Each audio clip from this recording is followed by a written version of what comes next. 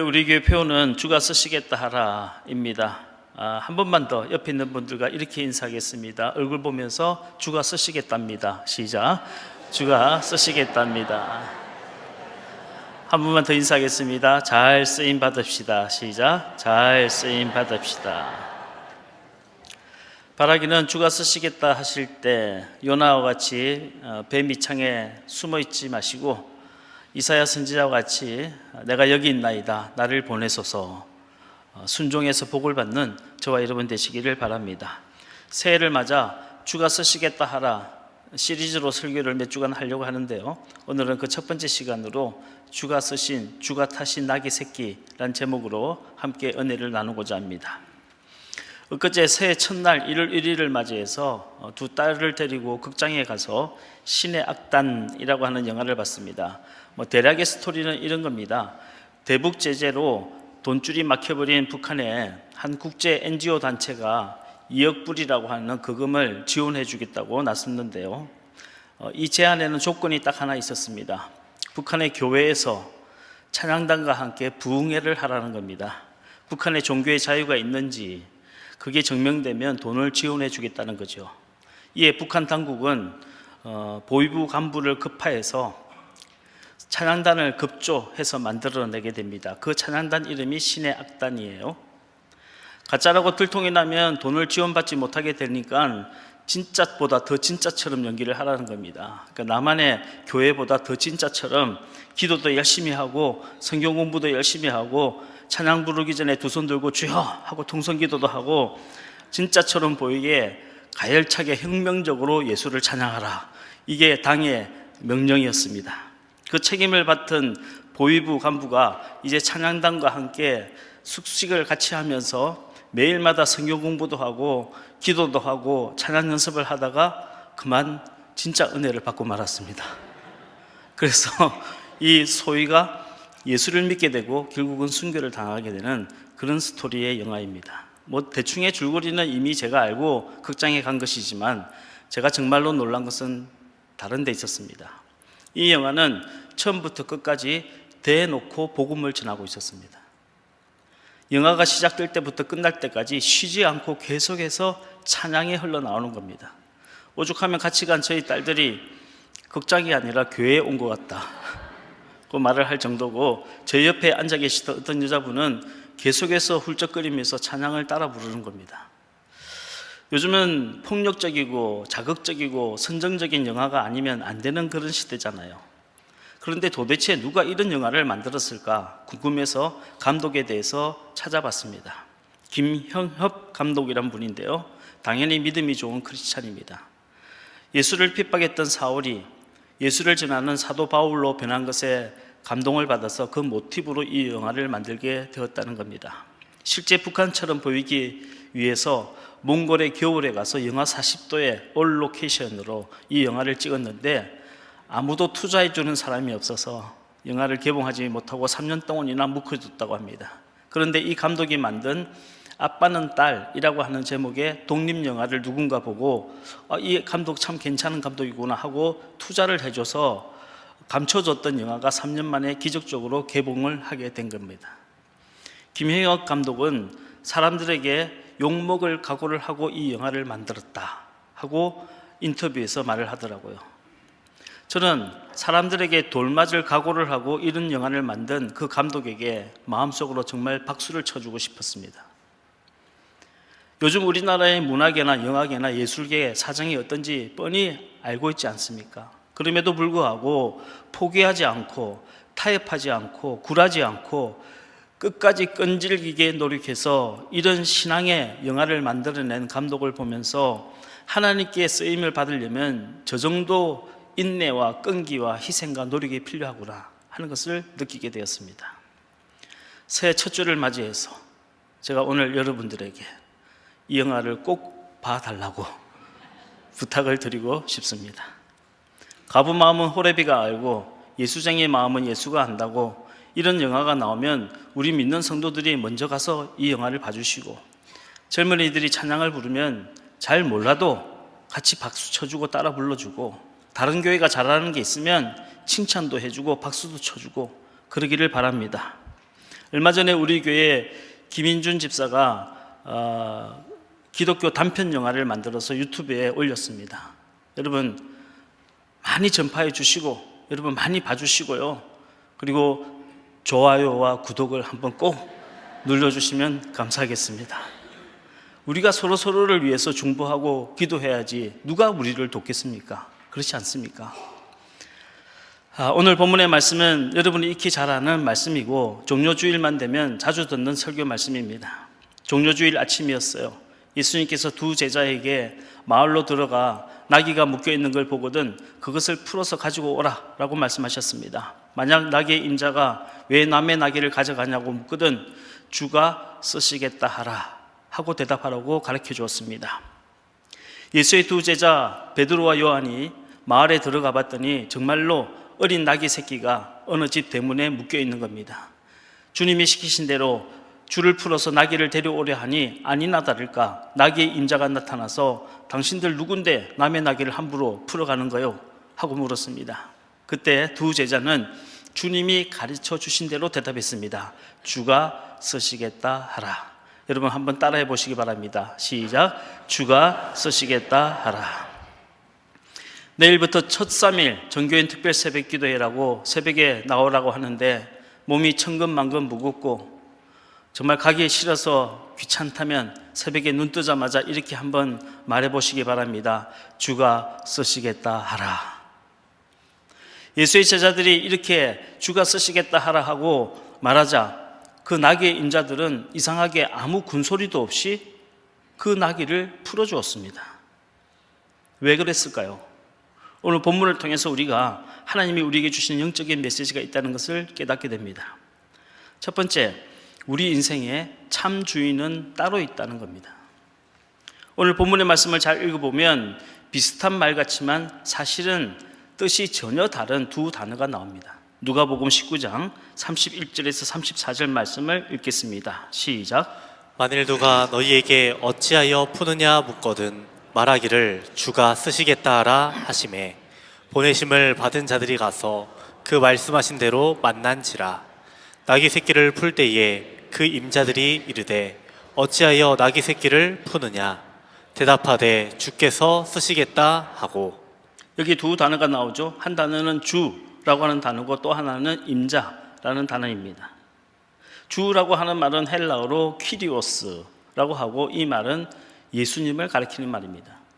반면 임자는 키리오리라고 하고 이 말은 나귀의 임자들 복수형을 말하는 겁니다. 키리오스, 주란 절대적인 소유권을 가진 사람을 뜻합니다. 반면 키리오리, 임자는 한시적인 점유권을 가진 사람을 뜻합니다. 이스라엘 사람들은 이 소유권과 점유권을 철저하게 구별했습니다. 키리오이, 점유권을 가진 사람은 한시적으로 점유할 수는 있지만 영원히 소유할 수는 없다고 본 겁니다.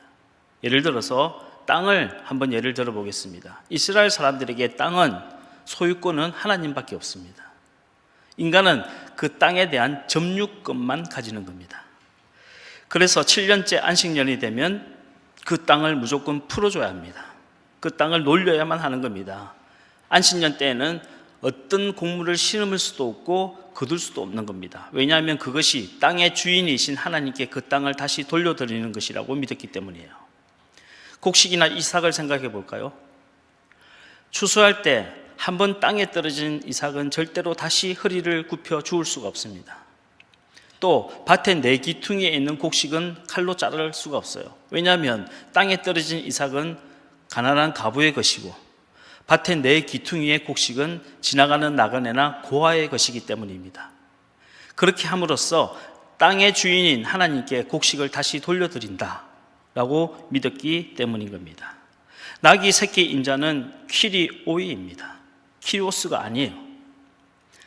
잠시 나귀를 묶어둘 수는 있지만 영원히 나귀를 소유할 수 없다고 생각했던 겁니다. 그런데 참 주인이신 키리오스, 주님께서 가지고 오라 하니까 순종할 수밖에 없었던 겁니다. 여러분, 하나님을 믿는다는 것이 뭘까요? 하나님을 믿는다는 것은 하나님을 나의 퀴리오스, 주로 인정하는 것이고 나는 퀴리오이, 임자임을 잠시 맡아서 관리하는 청지기임을 고백하는 겁니다. 내 몸과 내가 가진 돈과 내 시간과 심지어 내 자식이라 할지라도 이 모든 것들의 주인은 하나님이시고 나는 잠시 주님이 맡겨주신 것을 맡아서 관리하는 임자이고 청직이라는 사실을 인정하는 것이 믿음인 겁니다. 문제는 임자가 주인 노릇을 하겠다고 덤비니까 문제가 되는 겁니다. 내가 물질의 주인이라고 생각하니까 그 다음부터는 이 물질 때문에 세상 일이 다 억울한 겁니다. 그렇게 열심히 땀 흘려서 일해서 돈을 벌었는데 누군가 내 물질을 다 뺏어가는 겁니다. 나이 드니까 병들었다고 의사한테 뺏기고 더 나이 들면 자식들한테 뺏깁니다. 내가 내 몸의 주인이라고 생각하니까 그 다음부터 인생이 서글퍼지는 겁니다. 내 몸이 내 건 줄 알았는데 젊을 때는 잘 못 느끼죠. 하지만 나이가 드니까 이게 내 몸인데도 내 마음대로 안 되는 겁니다. 늙게 되고 병들게 되고 죽게 되는 겁니다. 얼마나 슬픈 일입니까? 하지만 내가 주인이 아니란 사실을 인정하면 마음이 편해집니다. 주님 맡기신 거 잘 맡아서 관리하다가 참 주인이신 주님께서 도로 가져오라 하면 주님 앞에 돌려드리면 되는 겁니다. 후회할 일도 없고 섭섭할 일도 없는 겁니다. 내 몸이 내 거라고 생각하니까 함부로 막 굴리는 것이고 내 몸을 죄짓는 데 쓰는 겁니다. 자신이 주인이라고 착각하기 때문에. 자식이 내 거라고 생각하니까 자식이 내 마음대로 되지 않는다고 안달복달을 하는 겁니다. 인생이 내 거라고 생각하니까 조금만 살기 힘들면 인생을 포기해버리고 조금만 억울하면 서로 죽이겠다고 싸우는 겁니다. 임자가 주인 노릇을 하면 인생은 두려움에 사로잡히게 됩니다. 병이 무서워지면요, 그 병이 주인이 되는 겁니다. 돈이 무서워지기 시작하면 그 돈이 내 삶의 주인 노릇을 하기 시작합니다. 누군가 나를 비방하고 손가락질하는 사람이 무서워지기 시작하면 그 사람이 내 삶의 주인 노릇을 하게 되는 겁니다. 여러분, 우리 인생에 풍랑이 전혀 없을 수는 없지만 우리 인생의 주인은 그 풍랑이 아니라 말씀으로 풍랑을 잠잠케 하시는 주님이신 줄로 믿으시길 바랍니다. 우리 인생의 풍랑이 불어닥칠 때 그 풍랑을 보고 두려워하면 베드로처럼 물에 빠질 수밖에 없습니다. 하지만 풍랑 위를 걸어오시는 주님을 바라보면 우리는 담대하게 풍랑을 거슬러 나갈 수 있는 겁니다. 오늘 본문의 말씀을 보면 임자는 나귀 새끼를 묶어두려고 하고 주님은 그 나귀 새끼를 풀어주라고 말씀하셨습니다. 그렇다면 여러분의 인생의 참 주인은 누구십니까? 나를 묶어두고 나를 결박하는 그 사람입니까? 아니면 나를 풀어주고 나를 자유케 하시고 나를 쓰시겠다는 주님이 여러분의 참 주인이십니까? 여러분, 우리를 결박하고 우리를 묶어두는 자를 두려워하지 마시고 내 인생의 결박을 풀어주고 자유케 하시는 주님께 쓰임받는 복된 인생들이 다 되시기를 주의 이름으로 축복합니다. 우리 인생은 내 멋대로 산다고 행복해지는 것이 아니라 참 주인을 만나야 행복해집니다. 19세기 영국의 케임브리지 대학의 종교학 수업에 이런 시험 문제가 출제되었습니다. 요한복음 2장에 나오는 가나의 혼인잔치, 예수께서 물을 포도주로 만든 기적에 대해서 논하시오. 이게 시험 문제였어요. 학생들이 막 머리를 쥐어짜면서 답안지를 막 작성하고 있는데 유독 교수의 눈에 띈 한 답안지가 있었습니다. 그 답안지는 딱 한 줄만 적혀 있었어요. 물이 주인을 만남에 얼굴이 붉어졌다. 이 전설적인 답안지의 주인공은 훗날 영국의 낭만파 시인이 된 조지 바이런이라고 하는 학생이었습니다. 물이 주인을 만남에 얼굴이 붉어졌다. 여러분, 제대로 된 진짜 주인을 만나면 물도 얼굴이 붉어집니다. 우리 인생이 무료하고 의미 없고 고달프고 피곤하고 다람쥐 쳇바퀴 돌듯이 그렇게 무의미한 인생이 된 것은 우리가 인생의 참 주인을 만나지 못했기 때문입니다.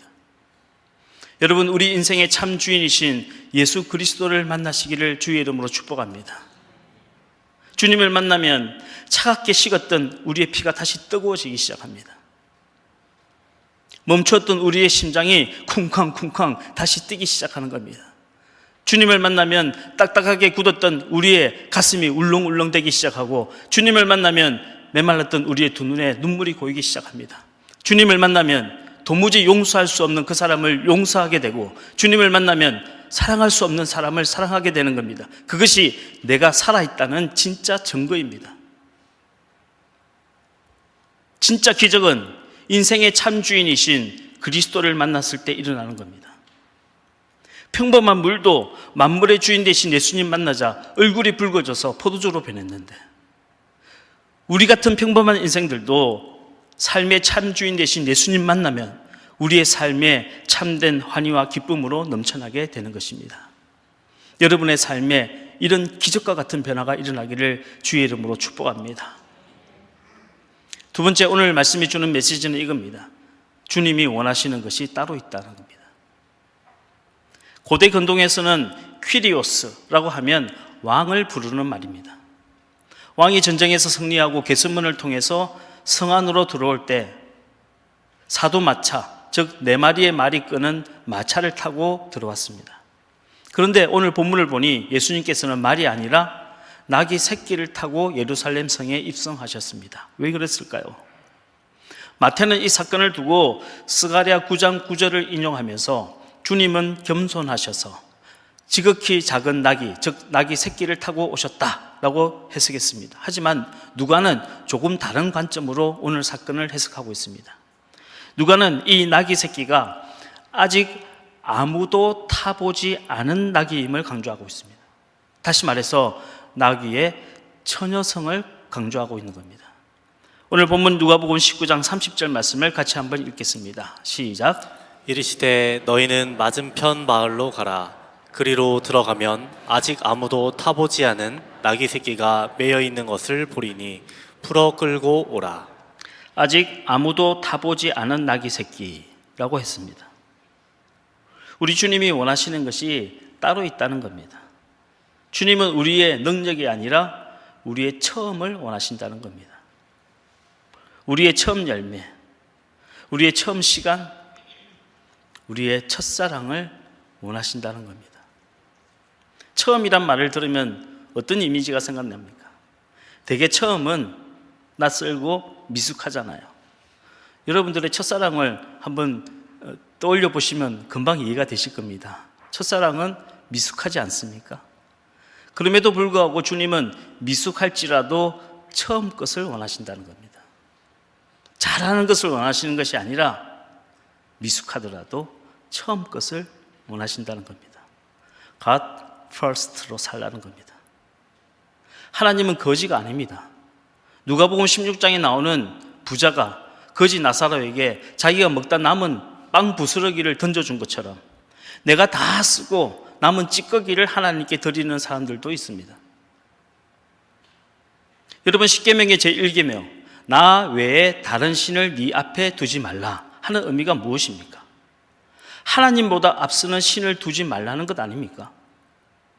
하나님보다 더 우선되는 우상을 숭배하지 말라는 뜻 아니겠습니까? 이 시간 저와 여러분, 우리 가슴에 손을 한번 얹고 하나님이 내 인생에 도대체 몇 번째인지 한번 생각해 보시기 바랍니다. 하나님은 여러분 인생에 몇 번째 순위이십니까? 내가 아무리 믿음이 좋다고 말한들 무슨 소용이 있겠습니까? 하나님이 내 인생에 3번째, 4번째, 5번째, 아니 저 밑에 가 있는데 그런 믿음에 무슨 능력이 있고 그런 믿음에 무슨 기도의 응답이 있겠습니까? 그런 믿음으로 기적적으로 병이 낫는다고 하면 그거야말로 진짜 있을 수 없는 기적 아니겠습니까? 저와 여러분, 오늘부터라도 2026년 새해를 맞아요. 우리의 첫 번째 신앙 고백, God first. 주님이 내 삶의 첫 번째이십니다. 고백할 수 있는 저와 여러분 되시기를 바랍니다. 내 생각만 하지 말고 주님 생각 좀 하자는 겁니다. 내 입장만 내세우지 말고 주님 영광 드러내보자는 겁니다. 제가 평생을 예수를 믿고 목회를 하다 보니까요, 믿음이 좋은 사람이 어떤 사람일까 생각해 보게 됩니다. 믿음이 좋은 사람이란 게 맨날 믿음을 입에 달고 다니는 사람이 믿음이 좋은 사람이 아니라 하나님 영광 위해서 자기를 감출 줄 아는 사람이 진짜 믿음이 좋은 사람이구나 하는 것을 느끼게 됩니다. 마지막에 가보면 압니다. 똑같이 열심히 봉사하고도 마지막에 가서 자기를 감추는 사람이 있는가 하면 마지막에 가서 자기를 알아주지 않는다고 시험 들고 실족하는 사람도 있습니다.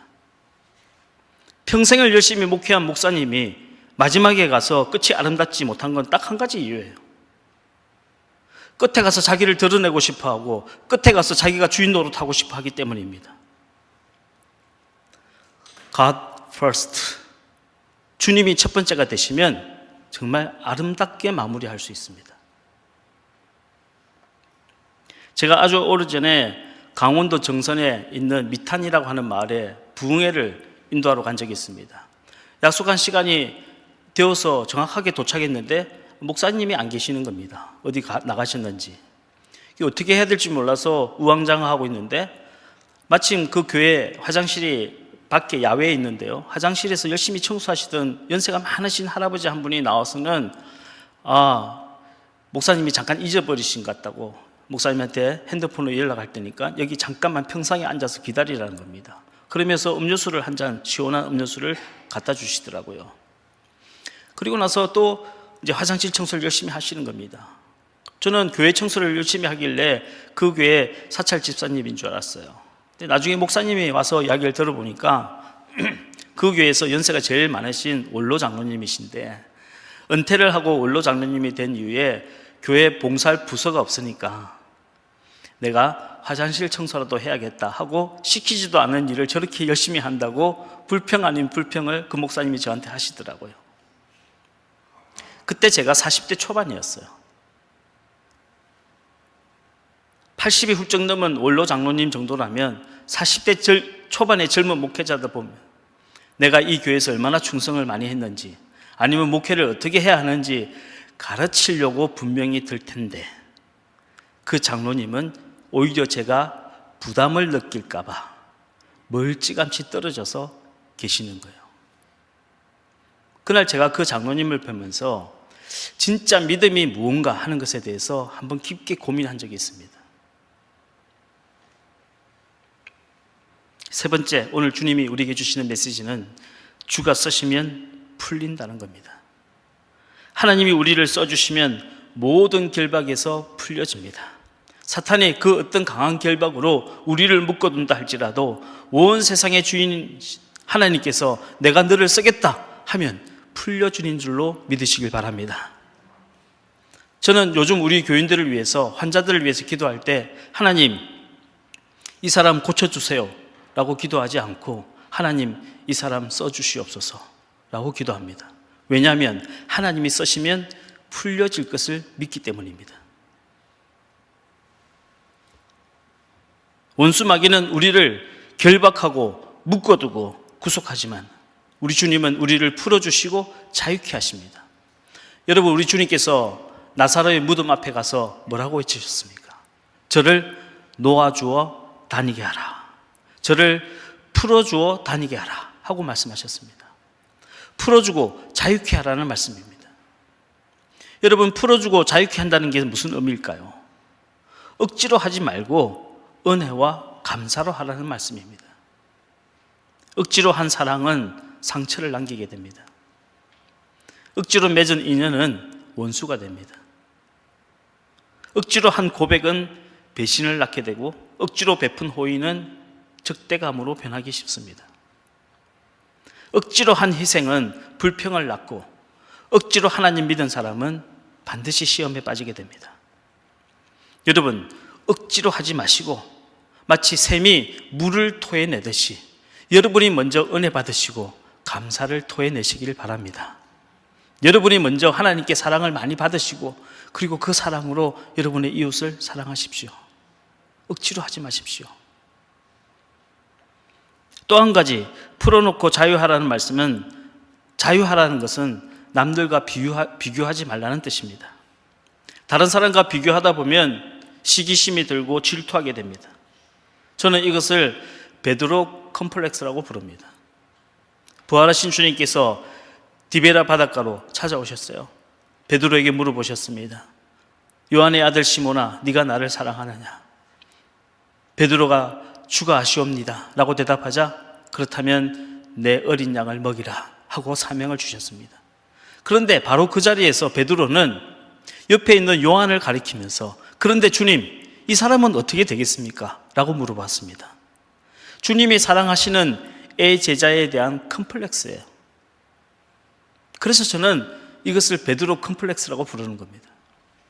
그때 주님께서 베드로에게 이렇게 대답해 주셨습니다. 그가 너와 무슨 상관이 있느냐? 너는 나를 따르라. 그가 너와 무슨 상관이 있느냐? 너는 나를 따르라.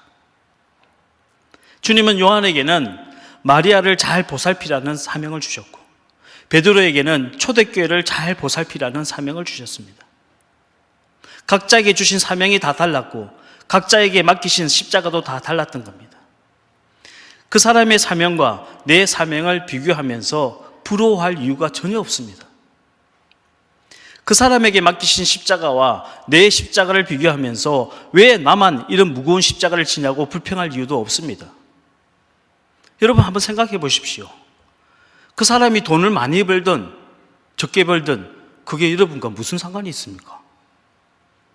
그렇지 않습니까? 그 사람이 성공을 하든 유명해지든 그게 여러분과 무슨 상관이 있습니까? 하나님께서 여러분에게만 주신 행복이 따로 있고 하나님이 여러분에게만 주신 사명이 따로 있는 겁니다. 그것이 크든 작든 여러분에게만 주신 행복이라면 남들에게 자랑하지 말고 떠벌이지 말고 행복하게 누리시고 하나님께 감사하십시오. 그리고 그것이 여러분에게만 주신 십자가라면 불평하지 말고 주님도 나를 위해서 그 십자가 지셨는데 나도 주를 위하여 이 십자가 지겠습니다 라고 고백하며 끝까지 십자가를 져보십시오. 언젠가 그 십자가가 여러분을 구해줄 겁니다. 아프리카의 어느 마을에 큰 강이 있는데 그 강 뚝에 크고 무거운 맷돌이 하나 놓여져 있습니다. 사람들이 강물을 건널 때마다 그 무거운 맷돌을 어깨에 지고 건너가는 겁니다. 어느 백인이 왜 그 무거운 돌을 지고 강물을 건너갑니까? 라고 물어보자 원주민이 이런 대답을 했습니다. 이 강물은 물살이 너무 세기 때문에 무거운 돌을 지고 가지 않으면 물살에 휩쓸려 내려가 죽게 된다는 겁니다. 여러분이 지고 있는 그 십자가가 지금 무거우십니까? 왜 남들은 지지 않는 십자가가 나에게 있는지 원망스럽습니까? 남들은 부모를 잘 만나서 편하게 사는데 나는 왜 부모 아니라 형제까지 이렇게 맷돌처럼 지고 사는지 억울하다는 생각이 드십니까? 여러분, 그 십자가가 여러분을 지금 지켜주고 있는 겁니다. 그 십자가 때문에 세상의 죄의 물결로 휩쓸려 떠내려가지 않고 있는 겁니다. 그 십자가 때문에 우리가 예수를 알고 하나님 믿게 된 겁니다. 여러분 생각해 보십시오. 사명에 크고 작음이 어디 있습니까? 사명에 좋고 싫음이 어디 있습니까? 사명은 운명과도 같은 겁니다. 한번 생각해 보십시오. 예컨대 자식이 내 말을 잘 안 듣고 공부도 열심히 안 하고 속을 썩힌다고 오늘부터 너는 내 자식이 아니다 하고 남의 자식과 바꿀 수 있습니까? 자식은 내 운명이에요. 잘났든 못났든 그 자식은 내 운명이고 다른 사람과 바꿀 수 없는 겁니다. 목사는 겉으로 볼 때는 참 좋고 고상한데 속으로는 골마 터지는 게 목사입니다. 그렇다고 뭐 내가 이거 말고 먹고 살 일이 없나? 딴 일 할 수 있습니까? 그게 가능하면 목사는 그 사람에게 직업이지 사명은 아닙니다. 사명은 운명이고 숙명입니다. 주님은 내 능력을 보고 내 재능을 보고 나를 선택한 것이 아니란 겁니다. 운명이라는 겁니다. 실력을 보고 뽑았으면 저 같은 사람을 뽑았겠습니까? 훨씬 더 재능도 많고 실력도 좋고 말도 잘하는 사람 뽑았겠죠. 주님이 보시는 것은 딱 하나밖에 없습니다. 끝까지 충성했는가? 배신하고 돌아섰는가? 이 두 가지밖에 없습니다. 20년 전에 제가 미국에서 한국에 들어올 때 미국에서 만났던 장윤선 목사님이라는 연세가 많으신 원로 목사님이 계셨는데 지금 돌아가셨죠. 한동안 몇 년 동안 저랑 계속 메일을 주고받았습니다. 이 목사님이 매일 마지막에 항상 똑같은 인사말을 썼습니다. 충성하시오. 그런데 저는 그 말이 끝까지 변하지 마시오 하는 말로 들렸습니다. 아니, 지금 그렇게 느껴지는 겁니다. 사랑하는 성도 여러분, 새해가 밝았습니다. 충성합시다. 주님께 충성합시다. 끝까지 변하지 맙시다. 주가 쓰시겠다고 할 때 주님, 내가 여기 있습니다. 나를 보내소서. 응답할 수 있는 저와 여러분 되시기를 주의 이름으로 축복합니다.